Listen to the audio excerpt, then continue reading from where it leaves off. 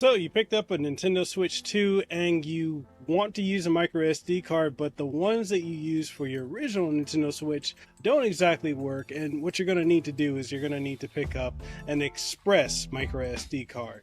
And okay, you're probably wondering, all right, what's the big difference? Read and write speed is the biggest difference between a standard micro SD card and a express micro SD card. The only micro SD cards that work with the Nintendo Switch 2 are the express ones because they need a faster read and write speed. Now, there are a lot on the market. I personally have one from GameStop. This is a 1 terabyte one, which costs roughly $189. I don't know if you guys can see that, probably not, but it was a very expensive micro SD card. But I'm going to show you how to install this on your Nintendo Switch, which you might be thinking, oh, that's silly. Why would you make a video on that? You'd be surprised the amount of people, especially older generation, those who are not technologically savvy, who are like, hey, how do I do this? They're going to look up a video and hey, I'm right here to deliver that information to you. So with that being said, I'm going to show you how to set this up, as well as give you a couple links for a couple really good micro SD cards. With that being said, let's go ahead and get into the video. So basically,